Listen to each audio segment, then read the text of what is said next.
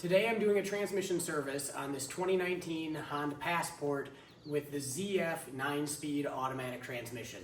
This video will apply to a lot of different makes and models, but this one is specifically being done on this 2019 Passport. Should be the same for all Honda Passports 2019 to present, which is 2025. This is a relatively straightforward process, and you only need a few basic hand tools, but the one thing that I would highly recommend is that you have a scan tool. Doesn't have to be fancy, but it needs to be one that will read transmission temperature. That is the correct way to set the level, but more on that later. We'll quickly go down the list of tools and then we'll get right into it. First off, we've got an 8mm hex bit.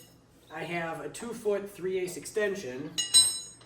I've got a long 3/8 ratchet. You do not have to have one that long, but it's going to work out quite nicely for this. That's why I've selected it. And then I've got a 3/8 torque wrench. I've got a long funnel. I've got a gallon of Valvoline Max Life ATF. I've got my drain pan, depending on whether you're doing this on a floor jack and jack stands or on a lift. That would of course dictate what type of drain pan you have.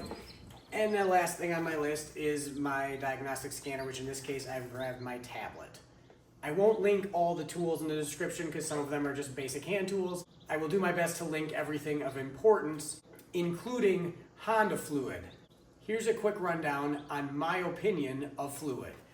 I've chosen to run Valvoline Max Life ATF in this. It says on the back of the bottle that it is recommended for applications calling out for Honda 3.1 ATF, which is what this is calling for in the manual. There's lots of debate on whether you should run anything else or Honda only. I would certainly not suggest you shouldn't run Honda fluid. Honda fluid is excellent fluid. However, I do not believe that it is required to run Honda fluid. I will link it in the description. You can make your own call on that. But for example, Honda doesn't even manufacture this transmission. This transmission is manufactured by ZF. Valvoline Max Life ATF is, in my experience, a very high quality fluid. That's why I run in a lot of vehicles. That's why it's going in this. I do not anticipate any trouble whatsoever with it. So if you ask questions about shouldn't you run Honda, I will just probably link you to this portion of the video because that's my feelings on which fluid to run. Now that we've covered all the tools, let's get into it. The first thing we're going to do is crack open the fill plug to make sure that's not going to be a problem. If you follow this right down here, and you can see why I've selected this long extension, right there is the fill plug. Got the 8mm hex bit on there. We'll see if it puts up a fight. That is about how they go, which is why it's nice to have a long ratchet on there. Now that we got it cracked free, we can remove this and we can go down below.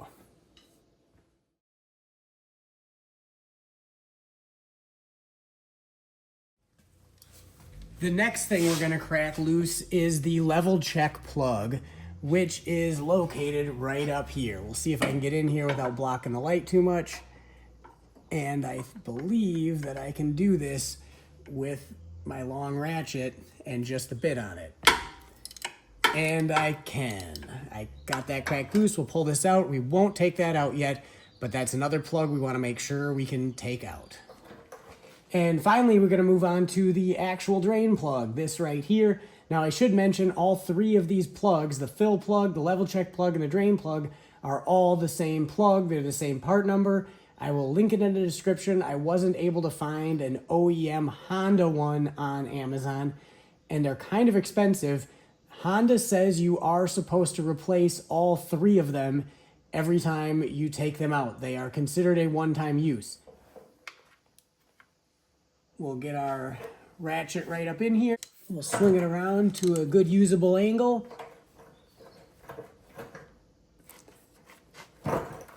And another one that made me happy, I was using this long ratchet. So we'll loosen this one up. Just about as soon as you crack them loose, they pretty much just come out by hand. They should anyways. And we'll see this vehicle has 76,000 miles on it. Honda recommends this service at 60,000 miles, so this is a little bit past due. But this one really does not have a rough life. It doesn't tow anything. The owner is not hard on it, so I'm not expecting dirty fluid. and it is not dirty at all, so confirming that this has not had a hard life. Well, this is draining. We'll talk about these fill and drain plugs. They do not have magnets in them, and they do not use crush washers. There is a rubber O-ring that is in the groove of the head of this plug. We are down to a drip, so I am going to reinstall the drain plug.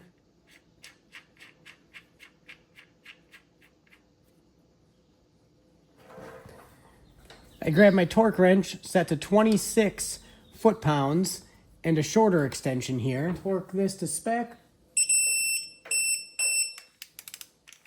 I'm going to snug down this level check plug now that we know we can remove it. Now we'll drop the vehicle down.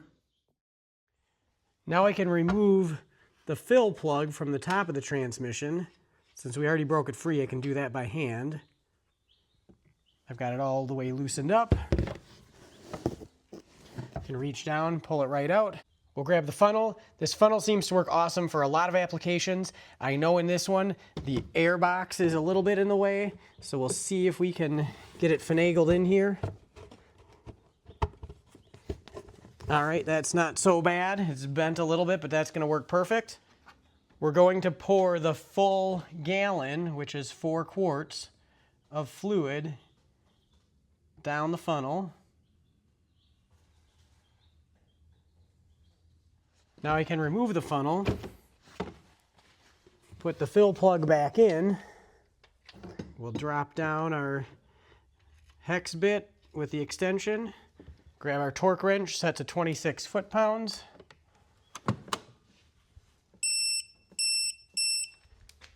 And now we're ready to go through the procedure to set the level. Now is a great time to talk about how we're going to be setting the level in this and to address the #1 question I get on numerous transmission service videos I have. And that is, why can't I just measure how much fluid I take out and put that much back in? And the answer seems obvious to me, but it still gets asked. The reason that I don't think that's the best way to do it is because you don't know and I don't know if the transmission is currently at the correct level. We could throw a guess at it, and my guess would be it's probably right, but is probably good enough for you. I know it's not good enough for me. When I'm servicing somebody's expensive transmission, most of these newer vehicles do not have inexpensive transmissions. You don't want to roll the dice on it, or at least I don't want to roll the dice on that and guess about whether or not it's at the right level. I want to follow Honda's procedure and make sure that I set this to the right level. I understand that you probably don't have a scanner that reads transmission temperature, and that's the step you're trying to skip, is the necessity to go out and buy some sort of scan tool. There are some cheap options out there, and I'm not actually probably gonna have any scanners linked in this video because the one I'm using isn't a real cheap one, and people usually don't wanna see that. They want me to link a cheap one, and since I'm not using a cheap one on this that I can show you works on this vehicle, I'm just gonna skip that. But absolutely do some research. I'm not saying you shouldn't buy a cheap one. In fact, that's probably a great option for most people. But I am saying you should get something so that you can follow the correct procedure. So now that we've got this filled up with fluid, we need to take it out for a little drive. It technically doesn't have to go out for a drive, but if you do it on a lift or up on jack stands, you need to disable VCM, and there's a number of steps you need to go through that is more of a headache than just taking it out for a drive.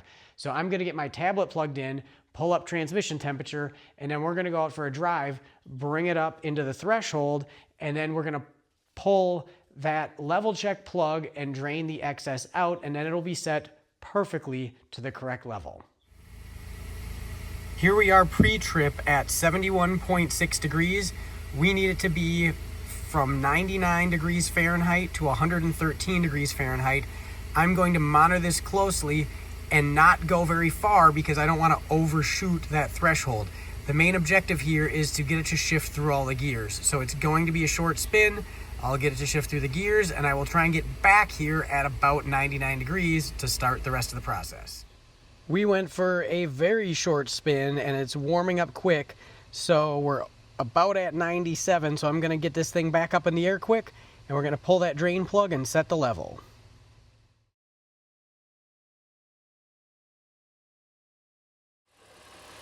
We are at 100.4 degrees, and the vehicle's level, and it's running.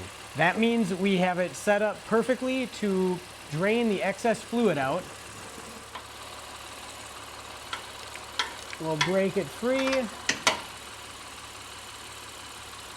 And I don't know if there's any chance of not making a mess. Yeah, maybe there is. I can kind of reach my arm around and spin this off, although it is going to drop in the pan. That's okay with me.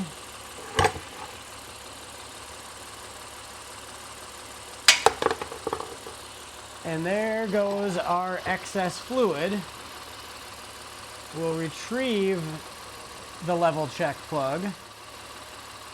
There was just a little bit extra fluid there, but it really, I kind of expected it to drain out more actually, so 1 gallon is almost exactly the right amount. Now, officially they say let it drain until there's just a trickle. This is about exactly where we're supposed to be. So I'm gonna make a mess, but I'm gonna put my hand up in here and get this plug back in. This also is a 26 foot-pound application. We're still dripping a little bit here. We'll clean that up once it's torqued down. I don't know if I will be able to torque this one down, but we're gonna try it.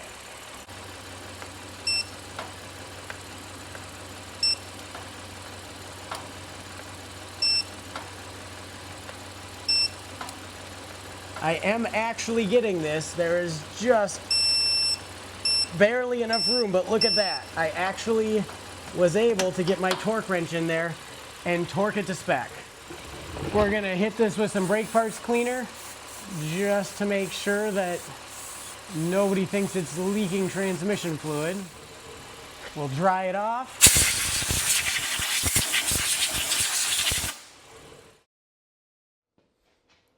And there you have the transmission service on the 9-speed ZF transmission in the 2019 through 2025 Honda Passport.